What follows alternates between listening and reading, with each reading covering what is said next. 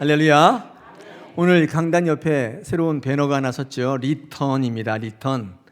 다시 돌아오게 하는 것입니다. 그래서 우리가 139원 전도를 이제 선포하고 총동원 전도를 소리 없이 상반기 진행했습니다. 우리가 내세운 것은 교회에 어떤 이유든지 간에 발걸음 못하고 정착하지 못하는 분들을 다시 돌아오게 하자. 리턴입니다. 밑에 이렇게 길거리가 있는데 다시 이렇게 유턴이죠. 유턴하시는 건데, 우리가 이 귀한 사역을 감당할 때에 6월 17일 다음 주가 초청일인데 그때 리턴인데, 그때 안 되면 리턴 어게인을 또 하겠습니다. 네, 리턴 어게인, 리턴 투. 네, 후편, 네, 속편입니다. 우리의 사역 가운데 우리 성도들을 섬기고 또 주님의 말씀의 자리로 나오게 하는 것이 어떻게 마무리가 있을 수가 있습니까? 우리가 끊임없이 도전하고 이 사역을 잘 감당했으면 좋겠습니다. 할렐루야. 오늘 가르치며 전파하며 고치라 라는 제목을 가지고 오늘 주시는 본문을 통해서 같이 은혜 나누기를 원합니다. 읽어보셨듯이 오늘 예수님의 사역을 정리하면 크게 세 가지인데, 가르치고 전파하고 고치는 사역입니다. 그렇죠? 뭐라고요? 가르치고 전파하고 고치시는 사역이 예수 그리스도의 사역을 크게 정리한 것인데요. 여러분, 이것은 이 땅에 우리를 구원하실 때에 예수님께서 이 원칙을 가지고 사역하셨음을 의미하는 것이기도 합니다. 우리도 예수님처럼 하나님 보시기에 좋은 이웃, 또 좋은 사역자가 되기 위해서 우리는 어떤 자세를, 어떤 사역, 어떤 삶의 목표를, 원칙을 가져야 될지 오늘 주시는 말씀을 가지고 같이 나누기를 원합니다. 6월 총동원 전도의 달을 맞이해서 우리 이 총동원 전도가 말로만 또 외침으로만 끝나지 않기 위해서 우리 지난주에 이어서 계속적으로 도전의 말씀들을 지금 나누고 있습니다. 오늘 이 말씀을 통해 마찬가지로 저와 여러분이 든든한 하나님의 사람으로 서가는데 좋은 말씀 되기를 축원합니다. 자, 세 가지로 한번 본문을 나누어서 순서대로 한번 살펴보겠습니다. 첫 번째, 정말 하나님 보시기에 훌륭한 또 좋은 이웃, 사역자가 되기 어떤 자세를 가져야 되는가. 그 첫 번째로는요, 이렇게 말씀드리고 싶습니다. 주님을 기준으로 삼는 삶, 주님을 기준으로 삼는 자세가 중요한 것입니다. 자, 오늘 본문을 읽다 보면요, 성경을 조금 읽어보신 분들은 아는데 이 말씀이 어디 나와요? 또?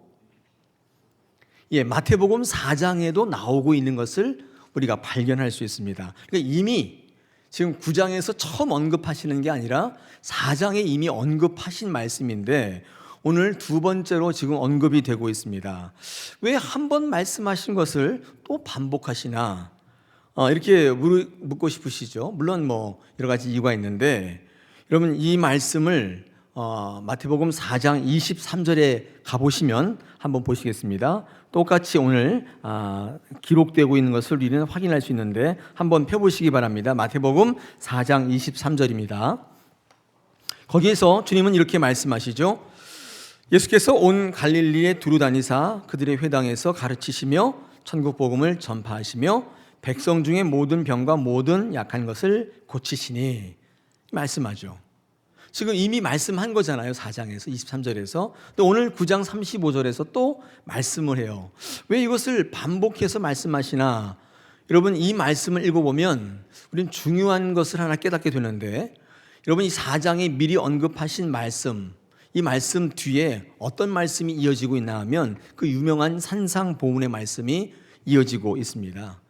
다시 말해서 이 예수님께서 4장 23절에서 가르치고 전파하고 고치라 라고 하는 자신의 사역의 원리를 천명하신 이후에 그냥 말로만 하신 것이 아니라 자신이 선포하신 하나님의 나라의 어떤 나라인지를 예수님이 직접 가르치시고 전파하시고 모든 병자와 연약한 사람들을 고치시고 회복시키셨다는 것입니다. 말로만 하신 게 아니에요.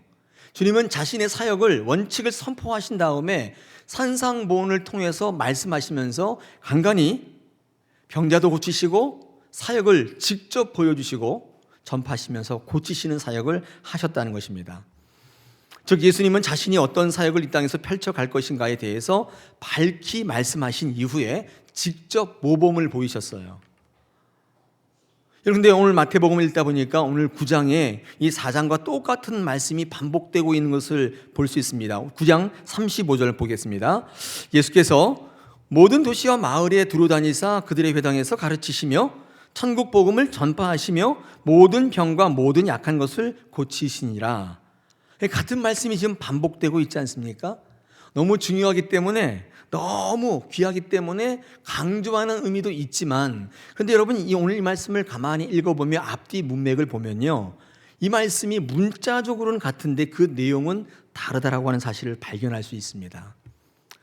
뭐가 다른가? 여러분 4장의 말씀은 제가 아까 말씀드린 것처럼 예수님께서 본인의 사역의 원칙을 밝히시고 그것을 직접 모범으로 보여주신 말씀이라고 한다면, 오늘 읽으신 말씀은 제자들을 파송하시면서 제자들이 앞으로 어떤 사역을 행해야 할지를 말씀하신 것이죠. 그러니까 오늘 읽으신 말씀은 제자들에게 4장의 말씀을 들어 우리가 어떻게 행해야 될지의 원리 원칙을 재차 천명하신 거예요. 4장의 말씀과는 좀 다르죠. 여러분이 9장의 말씀 뒤에 10장의 말씀을 쭉 읽어보면 어떤 말씀이 나오냐면, 제자를 파송하시면서 제자를 보내시면서 이 제자들이 어떤 삶을 살아야 될지를 언급하고 계세요. 우리 9장 읽으신 본문 38절 이어 10장 1절을 한번 보겠습니다. 거기 보니까 예수께서 12제자를 부르사 더러운 귀신을 쫓아내며 모든 병과 모든 약한 것을 고치는 권능을 주셨다, 이렇게 시작하고 있죠. 10장 전체의 내용을 읽어보면 예수님이 어떤 내용을 직접 하신 게 아니라 이제부터는 제자들을 부르시고 그들을 세우고 그들을 파송하시면서 그들이 무엇을 할 때 어떤 원리, 어떤 원칙을 가지고 해야 할지를 4장에 있는 말씀을 다시 한번 끄집어내서 예수 그리스도의 원리와 원칙을 따르라고 말씀하신 것과 똑같아요. 한 번 더 반복하는 것은 이런 의미예요. 너희도 나의 원칙을 따라 하라는 거예요. 너희 제자들의 사역이 어떤 방향으로 어떻게 해야 될지를 재차 천명하시는데, 이제는 주님이 모범을 보이시는 게 아니라 우리가 할 차례인 거예요. 그럼 PPT 한번 보겠습니다. 구조가 이렇게 되어 있어요. 마태복음 4장 23절에 가르치시고 전파하고 고치는 사역은 예수님의 사역의 원리를 천명하시고 그 이어 산상보험을 통해서 모범을 보여주셨어요. 자, 보라는 거예요. 근데 9장 이 35절에 와서 똑같이 말씀하시지만 이 말씀은 그 이후에 파송되어 제자들이 사역하는 현장 속에 어떤 말씀의 원리를 가지고 사역해야 될지를 그 앞장에 있던 4장에 있던 말씀을 끌고 와서 다시금 제자들의 사역의 원리와 원칙을 강조하고 있다고 보여집니다. 다른 것이죠. 문자는 똑같은데 내용이 달라요. 예수님은 제자들에게, 또 이후에 제자들의 공동체인 교회에게 너희는 이제 나가서 가르치고 전파하고 고치라고 말씀하시는데, 예수님이 본을 보여주셨으니까 예수님이 하신 것 같이 너희도 세상 사람들에게 이같이 가르치고 전파하고 고치라는 거예요. 여러분 생각해 보십시오. 왜 이렇게 말씀하실 수밖에 없었어요? 이유가 뭘까요? 우리가 하나님의 사역을 감당하는데 예수님이 주신 원리와 원칙 가지고 하지 않고 내 마음대로 하는 게 너무나 많았기 때문 아닐까요? 주님이 이렇게 말씀하시는 거예요. 너희 마음대로 하면 안 된다는 거예요. 너희 옳다고 생각하는 것으로 하면 안 되고 예수님이 하는 것처럼 하라는 거예요. 예수님이 원리, 예수님이 사역하셨던 원리, 가르치고 전파하고 고치는 사역을 너희도, 너희 교회도 예수님과 같이 해야 한다는 거예요. 예수님은요, 다짜고짜 처음부터 하라고 하시는 게 아니에요. 어떻게 해야 하는가 자꾸 묻는 분이 계시는데 질문을 많이 하시잖아요. 제가 어떻게 하면 좋습니까? 주님이 먼저 보여주셨어요. 이렇게 하라. 그러므로 우리 교회는요, 예수님을 잘 봐야 합니다. 예수님이 어떻게 하셨는지를 잘 살피셔야 돼요. 예수님이 어떻게 하셨는지를 모르게 되면 열심은 있으되 방향이 엉뚱하게 우리는 그렇게 살 수가 있다는 것입니다. 여러분, 그러면 훗날 칭찬받지 못하겠죠. 예수님께서 나중에 우리에게 이렇게 물으실 것 같아요. 내가 언제 너한테 그렇게 하라고 했냐? 내가 언제 너한테 그렇게 하라고 했냐? 그런 책망을 들을 수가 있겠죠. 왜요? 나만 즐겁고 나만 보람차고 나만 만족하는 삶을 살았기 때문에 주인을 기쁘시게 하는 삶을 살지 못한다 그 말이에요. 그럴 때 책망 들을 수 있잖아요. 제가 언제 한번 이런 비슷한 얘기를 드리면서 저의 어릴 적 얘기를 해드렸는데, 저희 아버지가 너무나 이렇게 효도를 하고 싶어서 제가 구두를 빨았어요. 구두를 닦는 거를 뛰어넘어서 닦는 것 가지고는 부족하다. 나를 먹여주시고 나를 키워주시고 좋은 학교에 보내주시는 아버지 은혜에 보답하고자 구두를 닦아드려야지 아니라 닦다가 이것 가지고는 모자라. 구두를 빨았어요. 왜냐면 우리 어머니가 운동화를 빨더라고요. 빨았어요. 아침에 구두를 빨아놓고 우리 아버지가 구두를 신으려고 딱 보니까 어때요? 구두가 다 망가진 거예요. 그때 저희 아버지에게 칭찬 들었을까요? 야 이놈아, 시키는 거나 해. 누가 빨라 그랬어? 시키는 거나 해. 가서 공부 열심히 해.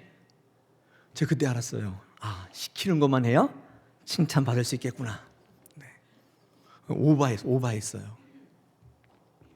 그와 좀 경우는 다를 수 있지만 하나님께서 우리에게 말씀하시는 원리 원칙, 여러분 이거 지키면 되는데 우리는 우리의 뜻대로 나의 생긴 대로 내가 좋아하는 것 가지고 한다 그 말이에요.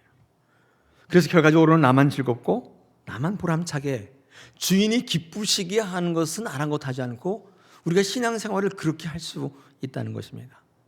칭찬받지 못하죠.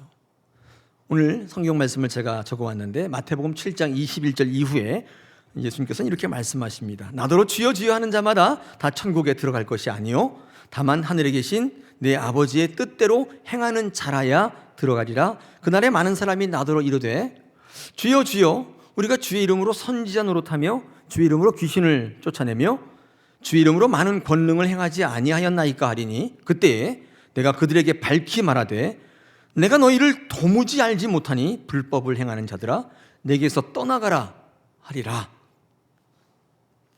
선지자 노릇도 하고 귀신도 쫓아내고 많은 권능을 행했습니다. 그런데 왜 천국에 들어가지 못한다고 하시는가?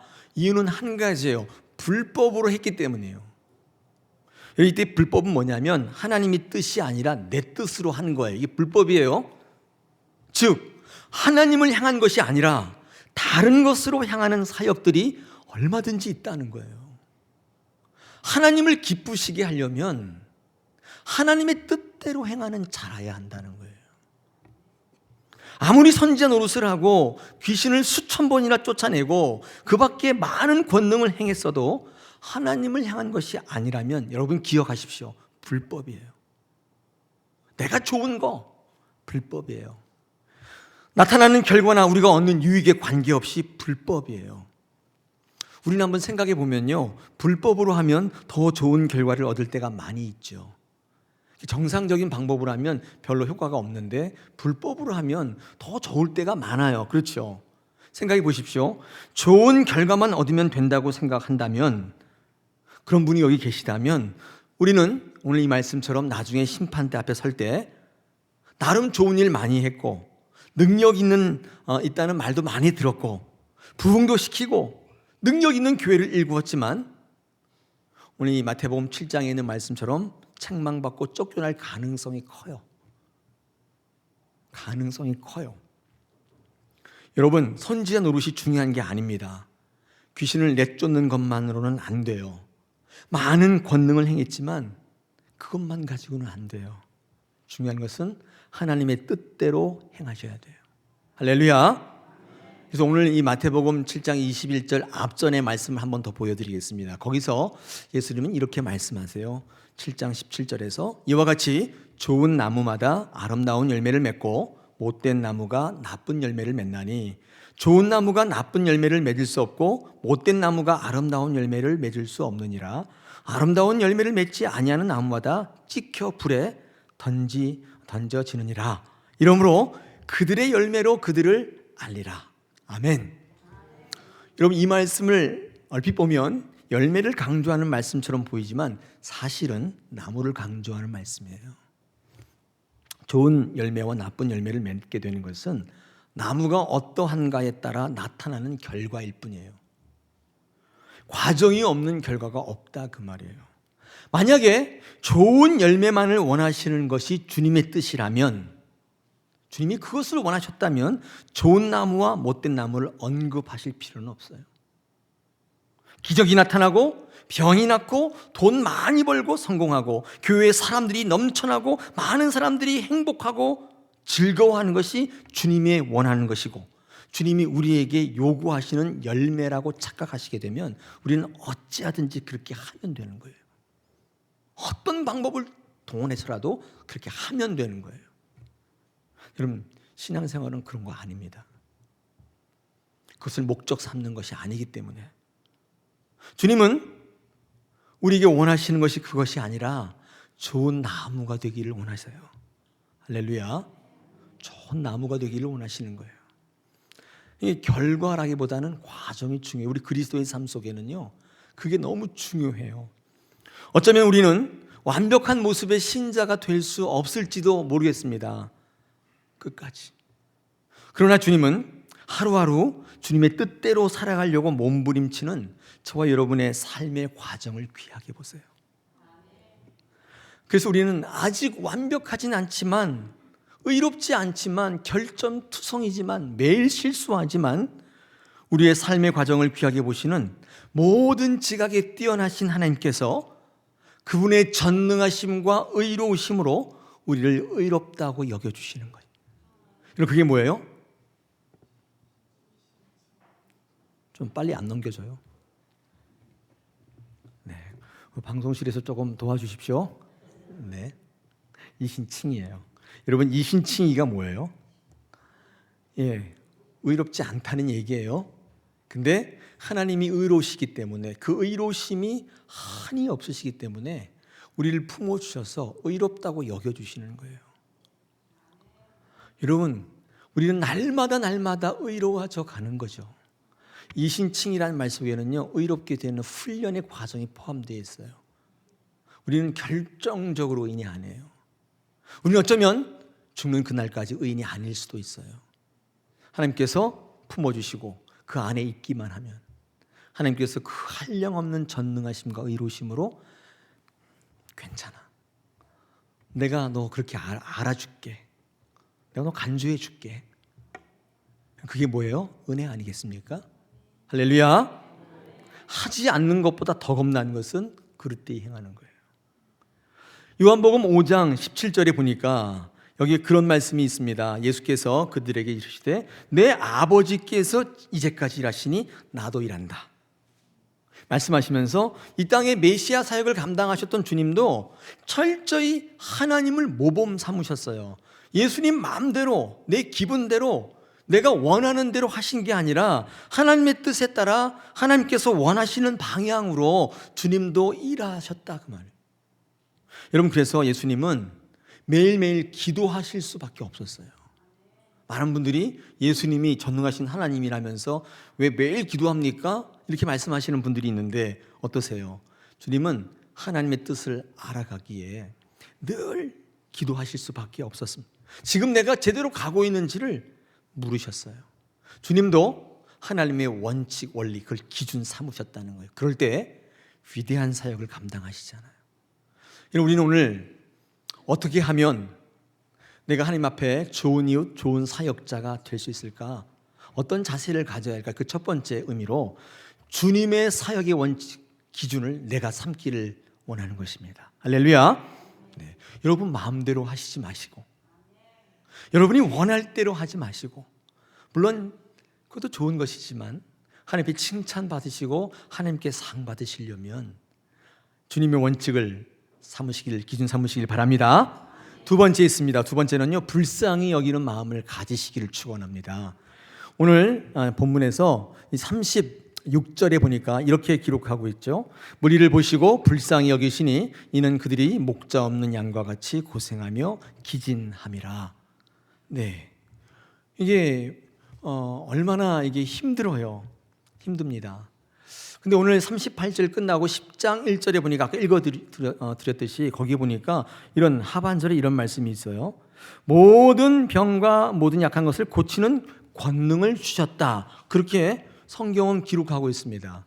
예수님이 제자들을 파송하시면서 예수님의 원리 원칙 기준 삼고 나갈 때 주님께서 그냥 보내신 게 아니라 권능, 고치는, 회복시키는 권능을 주셨다는 거예요.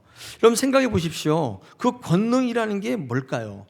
그냥 보내시지 않고 권능을 주셨다는 거예요. 우리는 오늘 본문 36절에서 그 힌트를 얻을 수 있습니다. 36절에서 뭐라고 얘기해요? 무리를 보시면서 불쌍히 여기셨다. 이는 그들이 목자 없는 양과 같이 고생하며 기진하기 때문이다. 불쌍히 여기는 마음을 주시는데 여러분 그게요 우리의 능력인 것을 알 수 있습니다. 여러분 예수님의 사역의 원칙을 내 원칙으로 삼고 이 생명 살리는 일에 최일선에서 사역한 사람들에게 주님 주시는 권능이 뭡니까? 언변입니까? 돈입니까? 어떤 권능을 주십니까? 이 회복시키고 고치는 이 권능을 주시는데 그게 뭐냐면 여러분 그것은요 바로 불쌍히 여기는 마음인 것입니다. 측은히 여기는 마음을 주시는 거예요. 여러분 이 마음이 있는 것으로부터 우리가 생명 살리는 권능이 여기서부터 시작돼요. 불쌍히 여기는 마음. 목자 없는 양같이 지치고 기진해 있는 그들을 바라보면서 어찌할꼬 이 불쌍히 여기는 마음을 우리에게 주신다는 것입니다. 여러분 예수님이 병자를 고치시고 죽은 자를 살리시고 여러분 많은 이 치유의 기적들을 일으키시는데 이 복음서의 이런 기적들을 바라볼 때 어떤 기사든 간에 이런 회복되고 치유되는 기사 속에 거의 대부분 빠지지 않고 선포되는 말씀이 이런 말씀이에요. 그들을 불쌍히 여기사. 주여 불쌍히 여기소서. 거의 90% 이상의 말씀이 빠지지 않고 선포되고 있습니다. 여러분 회복시키고 치유하는 권능은 불쌍히 여기는 마음으로부터 시작돼요. 할렐루야. 여러분 우리가 좋은 이웃으로 좋은 사역자로 사시기로 작정하셨다면 오늘 이 아침에 이렇게 한번 기도했으면 좋겠어요. 불쌍히 여길 수 있는 마음을 주십시오. 불쌍히 여기게 하옵소서. 더 나아가서 주여 저를 불쌍히 여겨 주옵소서. 그럼 창세기 33장에 야곱과 에서의 화해의 말씀이 거기 기록되어 있죠. 야곱이 형과 아버지 속이고 장자권 도둑질 해가지고 외삼촌 라반의 집으로 도망가서 20년은 가까이 살다가 이제 다 식솔들 데리고 이제 형을 찾아가는 거예요. 형을 찾아가는데 얼마나 무섭겠어요. 이 형 에서는 만나기만 하면 죽여버리겠다. 이를 바득바득 갈고 있죠. 근데 이 야곱이 형 에서를 만나기 전날 약복강가에서 천사와 만나 씨름하지 않습니까? 근데 그 다 이유가 있어요. 씨름하면서 만신창이가 돼요. 생각해 보세요. 상상을 해보세요. 여러분 씨름을 하셨어요. 그것도 천사와 씨름했어요. 얼마나 강력한 상대예요. 옷은 다 찢어지고 머리는 통째로 뽑혀서 빵꾸 나고 꺼봉이같이 환도뼈 부러지면서 다리를 절게 되고 정말 거지꼴도 그런 거지꼴이 없는 상거지가 된 거예요. 여러분 그 모습을 해가지고 다리를 절절절 끌면서 에서 앞에 나갔단 말이에요. 여러분 이 에서는 야곱을 보자마자 죽이겠다고 군사 400명을 거느리고 왔는데 딱 보니까 야곱의 모습을 보니까 웬 상거지가 나오는 거예요. 참 신기하지 않습니까? 그거를 보는 순간 이 에서의 마음에 측은히 여기는 마음이 들어왔어요. 이야 저런 놈이 다 있나. 내 거 뺏어서 내 장자권 뺏어서 복받고 잘 살겠다고 도망쳤으면 부자가 돼서 나타나야지. 저 웬 상거지로 해서 나타났냐.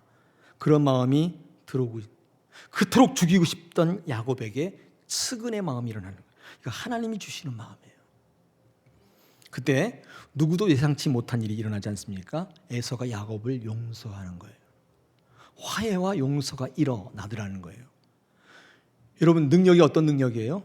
불쌍히 보이는 거 능력입니다. 할렐루야. 불쌍히 여겨달라고 여러분 기도하셔야 돼요. 하나님 앞에 불쌍히 보이셔야 돼요. 하나님께서는요 상한 심령을 귀하게 여기시는 거예요. 이런 마태복음 5장 7절에 산상복음 말씀 시작하면서 팔복이 나오지 않습니까? 거기에 7절에 보니까 긍휼히 여기는 자는 복이 있다. 그렇게 하면서 어떤 복을 받아요? 그들이 긍휼히 여김을 받을 것이다. 여러분, 긍휼히 여김을 받는 게 지금 뭐라고 소개하고 있는 거예요? 복이다. 복인 거예요. 하나님 앞에 나올 때 낮아지셔야 돼요. 겸손하셔야 돼요. 머리 딱 들고. 여러분, 그렇게 하실 필요가 없어요. 그래? 어떻게 하나 보자. 오늘 저 목사 설교하는데 그래 또 무슨 말씀 하나 보자. 여러분, 그런 생각하지 마시고 좀 낮추시면 돼요. 하나님 앞에 나를 도와달라고, 나를 불쌍히 여겨달라고 그렇게 고백했으면 참 좋겠습니다. 하나님, 저는 너무 무능합니다. 저는 너무 힘듭니다. 저를 불쌍히 여겨주십시오. 그렇게 기도하셨으면 좋겠어요. 그리고 다른 사람들을 볼 때에도 저분을 불쌍히 여겨주십시오. 저분을 도와주십시오. 그를 긍휼히 여겨주십시오. 그렇게 기도하시면 어떨까요? 나는 하나님 필요 없습니다. 나 혼자 다 할 수 있어요. 지금 잘 나가고 있습니다. 도와줄 수 있으면 한번 도와주시든가. 아니면 말고. 혹시 그런 마음 갖고 계신 분 계세요? 오늘 이 시간에 내려놓으세요. 긍휼히 여겨달라고 하나님 앞에 여기세요. 마가복음 9장에 보니까 귀신 들린 아이의 아버지가 이 귀신 들린 아이를 데리고 예수님께 왔는데 때마침 예수님 출타하고 안 계셨어요. 야고보, 요한, 베드로를 데리고 변화산상에 출타하셨어요. 그 산 밑에는 나머지 제자들만 있었는데 이 아버지가 이 아이를 고쳐달라고 왔습니다. 제자들이 능히 고치지 못하는 거예요. 이 아버지가 실망했어요.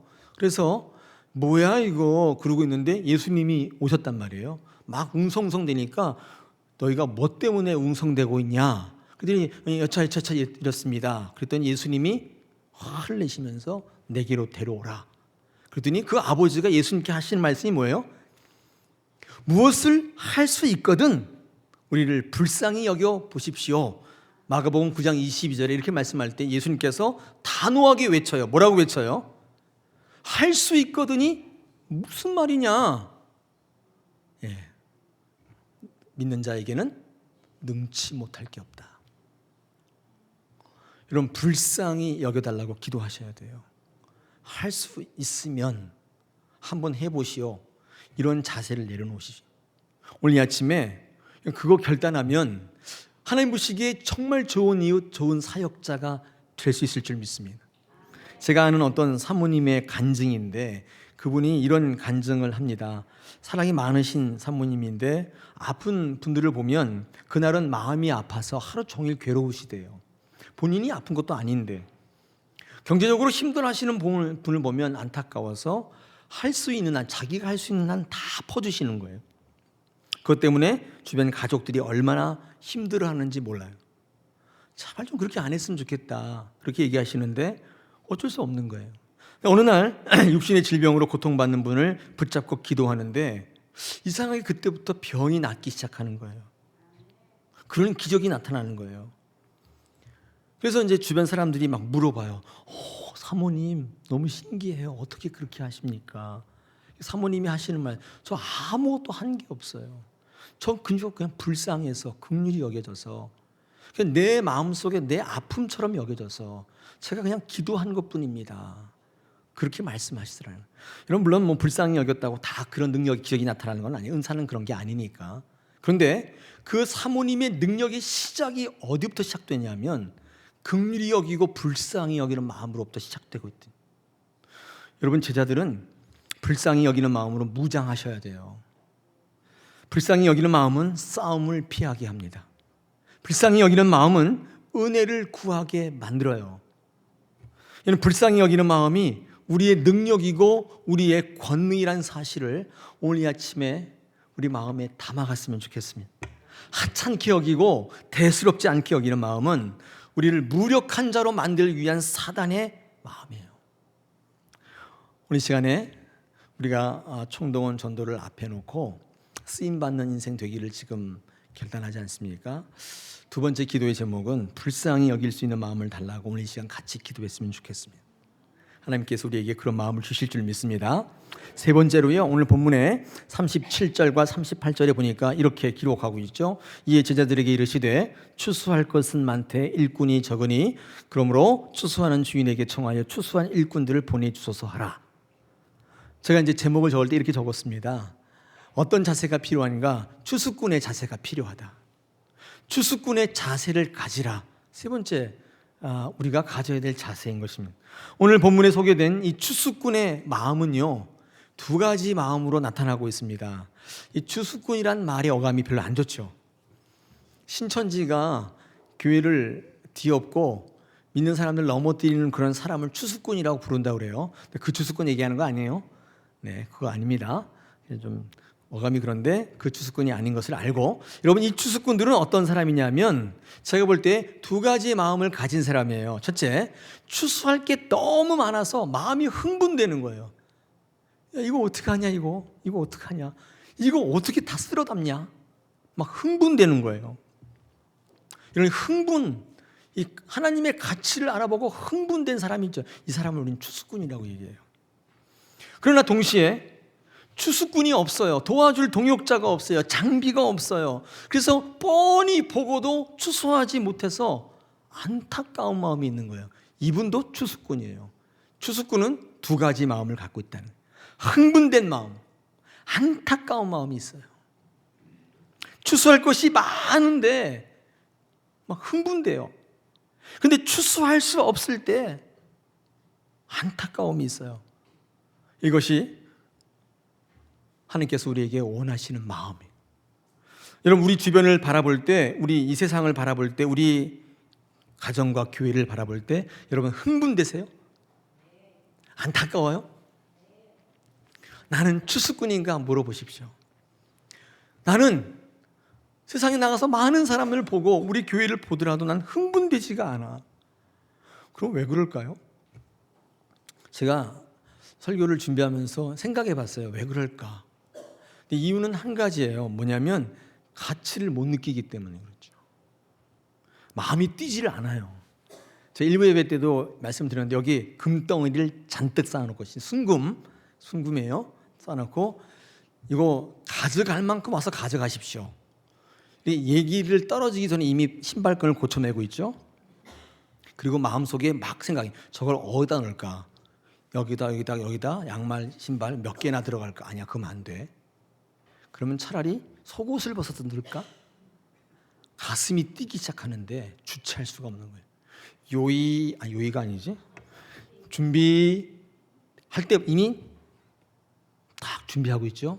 땅! 그러면 다 와서 완전히 난리가 날 거죠. 가슴이 퉁퉁퉁퉁 뛰기는 시작. 왜 흥분돼요? 가치가 있는 것이기 때문에. 왜 추수꾼은 추수할 것이 많을 때 흥분되나? 그게 하나님 보시기에 너무 가치 있는 거예요. 여러분, 내가 세상을 향하여 내게 모든 환경들을 통해 우리가 전도하고 살려야 될 영혼을 보며 마음이 뛰지 않는 것은, 흥분되지 않는 것이라면 가치를 느끼지 못하는 것이죠. 여러분, 그렇다면 여러분은 훌륭한 인격자는 될 수 있을지 몰라도, 마음이 좋아서 존경받을 수 있는 인물이 될지는 몰라도 적어도 추수꾼은 아니에요. 하나님께서 오늘 우리에게 뭐라고 말씀하냐면 추수꾼이 되라. 추수꾼의 마음을 가졌으면 좋겠다. 우리 앞에 있는 많은 분들이 정말 금싸라기 같이 보이나 하나님 앞에 정말 귀한 영혼들인데 그때 흥분되는 거예요. 저들을 어떻게 인도할 수 있을까? 저들을 어떻게 내 것으로 만들 수 있을까에 꽂히시면 이 심장이 떨려가지고 살 수가 없어요. 이것이 없다면 오늘 아침에 세 번째 기도 제목인데 이것을 위해서 기도합시다. 하나님의 가치를 알아보고 동행할 수 있는 믿음을 제게 주십시오. 우리가 전도를 하기에 앞서서요, 우리 리턴하기 전에 이 마음을 달라고 기도하는 건 참 좋을 것 같아요. 하나님께서 그 기도를 들으시고 우리의 마음을 리턴하게 하실 줄로 믿습니다. 안타까움이 없을 수도 있잖아요. 아무리 귀한 것이라도 내가 할 수 없을 때는 한계가 있어요. 그때 안타까움이 있죠. 그러나 반면에 이 안타까움이 들 때 또 한 경우가 있는데 이런 거예요. 절박함이 없을 때는 안타까움이 없어요. 절박하지 않기 때문에 안타까움이 없지 않습니까? 왜 그래요? 아직 기회가 많다고 여기기 때문에 그래요. 여러분들 구원에 있어서, 전도에 있어서 기회란 따로 없어요. 내게 절박감을 주실 때가 바로 기회예요. 앞으로 기회가 없을 수도 있기 때문에 우리는 이렇게 요청받을 때 바로 응답하셔야 돼요. 하나님께서 이 절박함을 통해서 신자들을 움직이십니다. 기도하게 만드시는 거예요. 여러분, 절박함으로 몰아넣으실 때가 있어요, 우리를. 그때는 어떤 때예요? 기도하라는 때예요. 기회가 없을 수도 있기 때문에 지금 바로 무릎 꿇으라는 거예요. 여러분, 절박한 심정 가운데 있다면 무릎 꿇게 되시기를 축원합니다. 그때 하나님께서 그 기도를 들으시고 오늘 본문에 보니까 사람을 보내시고 물질을 붙여 주시는 줄 믿습니다. 38절, 그러므로 추수하는 주인에게 청하여 추수할 일꾼을 보내주소서 하라 하시니라. 아멘. 여러분, 절박함을 달라고 한번 기도합시다. 안타까움을 달라고 기도합시다. 오늘 이 아침에 세 번째 기도 제목이에요. 여러분, 환난과 역경에 대해서는 안연하시고 전도하며 생명 살리는 일에는 절박해야. 이거 거꾸로 되면 안 돼요. 환난과 역경과 시험 받은 것에는 절박한데 전도하며 생명 살리는 일에 너무 느긋하시면 안 되고, 하나님께서 우리의 마음을 주장하시는데 추수꾼의 마음을 달라고 한번 같이 기도합시다. 하나님 보시기에 좋은 이웃, 좋은 제자가 될 줄로 믿습니다. 오늘 이 아침에 세 가지 기도 제목 주셨어요. 기억하십니까? 첫째 뭐죠? 주님을 기준 삼으시라고요. 내가 하고 싶은 대로 하시면 안 되고. 두 번째는 불쌍히 여기는 마음을 주십시오. 긍휼의 마음을 주시고요, 저를 불쌍히 여겨 주십시오. 세 번째, 추수꾼의 마음이죠. 흥분되게 하시고 안타까운 마음 주셔서 주의 가치를 알아보는 인생 살게 하옵소서. 아멘. 할렐루야. 우리 이 마음으로 우리 청동원 전도 우리 늘 하나님 앞에 갈 때까지 감당하시는 저와 여러분 되시기를 축원합니다.